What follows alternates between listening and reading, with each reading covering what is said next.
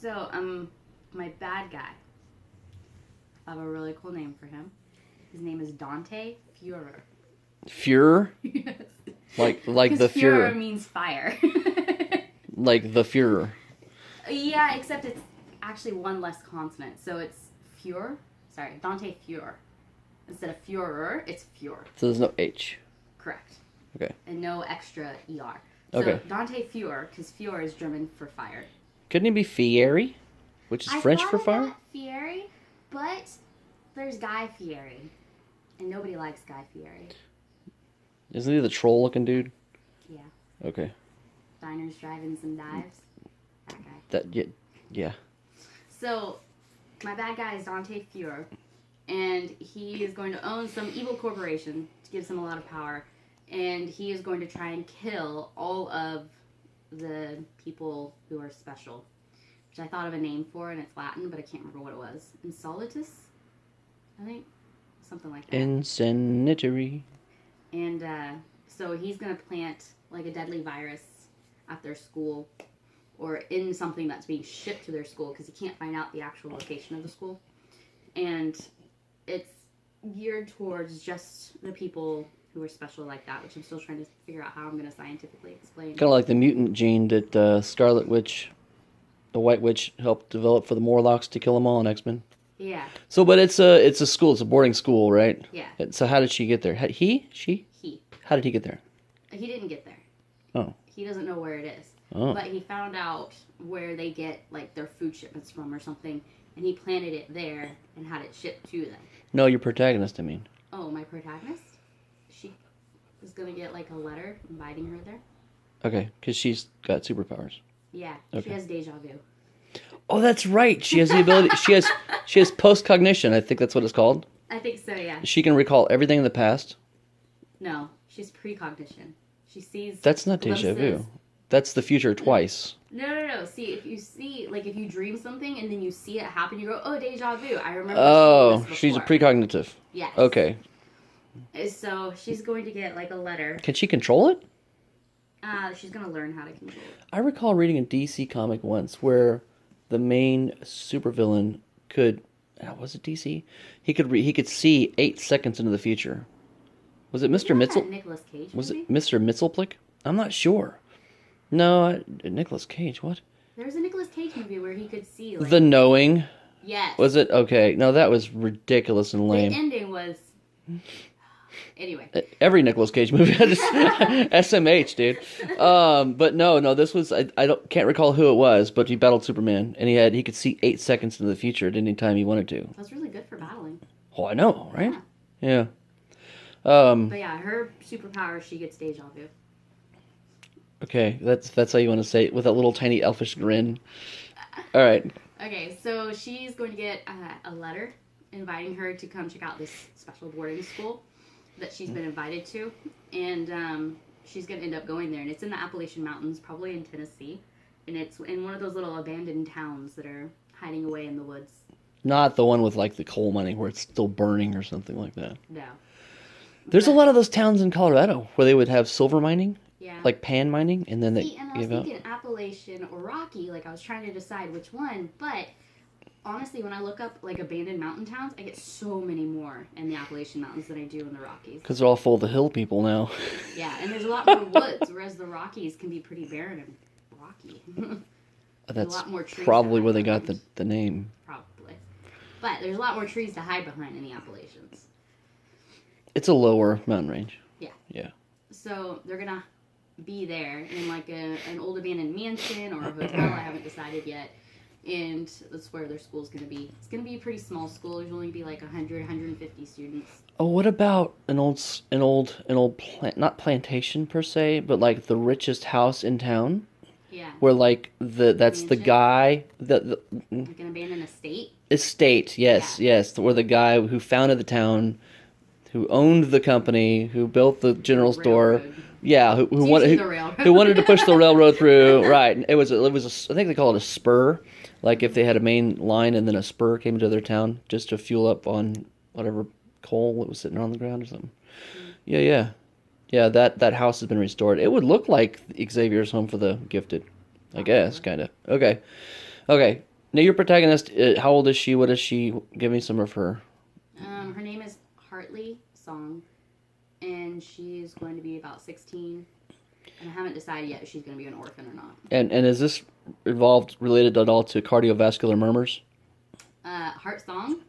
Maybe.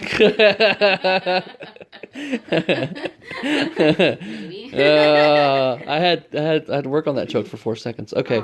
But I'm really excited about a lot of the secondary characters because, for instance, pulling from a lot of my favorite Tumblr posts, there is going to be a guy who turns into a werewolf. He didn't realize he was a werewolf, and whenever he did realize it, all of his friends call him Moon Moon. Oh my god. Okay, now you're telling me that you really want to have a lot of pop culture references sewn into. Now, at some point in the future, right? At some point in the future, as you're editing, you're going to realize some of these references have gone away. Yeah. And 10 years in the future, no one's going to know what it kind of like when they made the translation of the Bible, and it was like the Good News Bible for modern man. And it would like say, God so loved the world, you dig? It was like 60s translation. It added a bunch of, superfluous colloquialisms. Like okay. I am going to call the werewolf Moon Moon, and the vampire is not going to realize he was a vampire. He's just going to think that he would get a really bad sunburn when he went outside, and he just had a craving for something, but he couldn't figure out what it was, so he thought it was chocolate chip cookies. So it's going to be woven in seamlessly. Yeah. Okay. And it's not going to be. It could be Cookie Crisp. Cookie. That's playing from my childhood. Isn't Sorry. Count Chocula? Count Chocula's cereal is the one. You don't. Well, no. There was a commercial. Cookie Crisp. Well, Cookie Crisp was a dog. Yeah. Thing. But he would chase the bad guy. The bad guy would get away. Oh no! Wait. I think it was the cops and robbers, the Keystone Cops, before it was the dog. Oh wow! So that's like Honey Smacks. It had like 3 or 4 different. Anyway. Mascots. Different mascots, different time periods. Oh, for the name of the school? Yes. I have 2 different ideas. One of them is super American. Eagle Point. Oh, God. No, sorry. Eagle Crest, because Eagle Point is a real place. Oh. Eagle Crest. Eagle Crest. So I'm like, school for the... Well, whenever J.K. Rowling announced the other magical schools, and she announced the one in the U.S. is called Ilvermorny, we were all like, that's not American at all. Ilvermorny. We were all like, shouldn't it be called something like Eagle Crest? She was thinking of Ireland, except it was the United States. Yeah. Yeah.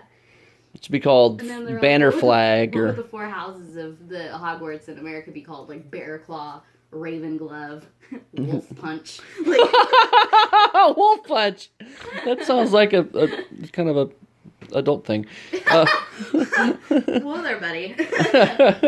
Keeping it PG-13 in here. Okay. Yeah. She's an orphan. Her parents Maybe. haven't decided. Precog. She's 5'2", brown hair. Probably. Because that's what I know. I know, yeah. Except it's 5'1". Oh, no, well, yeah. This is our cat. Hello, sir. Hey. Toasted marshmallow. There he is. Hey, Joe. He's confused. He can't speak English yet. Oh. Okay, doesn't even know what a camera is. So let me ask you a question. Where do you see the book going? What is her main... She's going to... Well, I think Dante Fiore is going to be the primary bad That guy. doesn't roll off the tongue. Okay. I know, I'm still working on it, though. I see, and it was Dante Fiore. It should be a 3-syllable last word with the first accent on the first syllable. Like Dante Dragon Punch, Dante Hammer Smash, Dante Kraken Wagon. So I was trying to make a pun on Dante's Inferno. Oh, I see. Actually, Inferno, the accents on the second syllable there, that does make sense. Maybe that's where my mind automatically went. I think that's the subconscious thing that I actually did. Was I said in my mind Dante's Inferno. You could say Dante's Puzzle Box or something. I don't know. It has to be, yeah. I like it. Okay. If you can find a word that does that. Okay. Okay. Dante Fieri. He's going to be the primary bad guy. He's going to be my Voldemort. Except he's going to be a completely normal person. And he's not going to have any superpowers, but he is going to have a lot of science. So he's so this is fantasy versus sci-fi. I guess so, yeah. He's going to be my Lex Luthor. Or your Magneto. Or Magneto. He was fantasy as well, though. He wasn't sci-fi. He was sci-fi. Hello. It was explained. Hi. Hello. It was explained why he couldn't pull out adamantium versus vibranium as well. Oh, yeah? It was, some big stuff in there. Okay, we've got 1 minute left. Okay.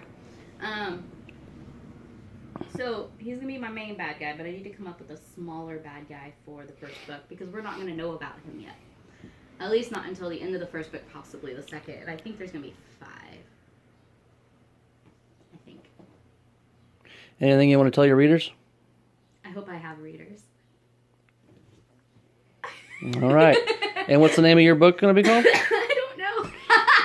This is Jennifer Hart being interviewed by Polly Hart, and look forward to this new book series. Thank you, Jenny. Welcome. All right. Bye.